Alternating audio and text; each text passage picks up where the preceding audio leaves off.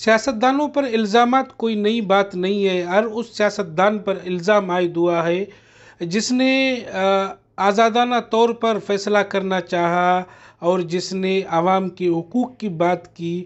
کئی بیچارے سیاستدانوں کو جیلیں کاٹنا پڑی، کئیوں کو پھانسیاں ہوئیں، کوئی مارے گئے، کوئی جلاوطن کیا گیا اور وہ واپس آئے، عدالتوں میں مقدموں کو فیس کیا اور ان کو رہائی بھی ملی۔ لیکن سیاستدان کے لیے اس وقت ایک نازک صورتحال ہوتا ہے جب الیکشن ہو اور وہ سیاستدان اندر ہو یا وہ سیاستدان سیاسی طور پر ایکٹیو نہ ہو، جلسہ نہ کر سکے ہو۔ ایسے میں ان کے جو اہم ممبر ہیں، ان کے جو اہم لوگ ہیں، ان کے پارٹی کے اہم لیڈر ہیں جو فیصلہ کر سکتے ہیں، وہ کسی ایسی مصیبت میں آ جائے یا وہ کسی ایسی ناگوار بات کر کے ان پر مشکل آئے، تو ایسے میں وہ سیاستدان، وہ لیڈر پریشان ہو جاتا ہے۔ جی ہاں، اب تک پی ٹی آئی کے ساتھ جو کچھ بھی ہوا، انہوں نے ایک مثبت طور اس کو فیس کیا، اس کو رپلائی کیا۔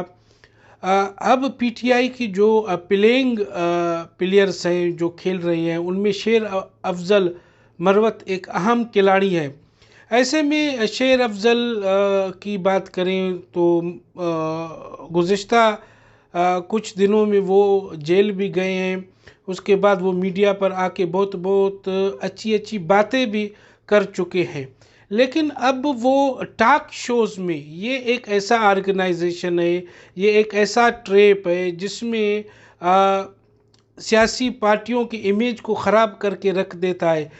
ایسے میں ان چینلوں کو ٹی آر پی بھی ملتا ہے اور وہ بیانات جو لیڈر دیتے ہیں ٹاک شوز میں، وہ سوشل میڈیا پر وائرل ہو جاتے ہیں۔ کچھ حلقوں میں وہ باتیں مقبول ہو جاتی ہیں اور کچھ حلقوں میں ایک منفی اثر پڑتا ہے ان سیاستدانوں کی شخصیت پر۔ تو میں سمجھتا ہوں کہ گزشتہ جو چند ٹاک شوز ہیں جس میں شیر افضل مروت نے شرکت کی، باتیں کی، ان باتوں کو لے کر ضرور عمران خان جو ہے وہ پریشان ہوں گے، اور اگر اس کی ایکسیس شیر افضل مروت تک یقیناً ہوگی تو وہ ان کو لازم یہ کہیں گے کہ آئندہ احتیاط کرو، ان چیزوں سے گریز کرو۔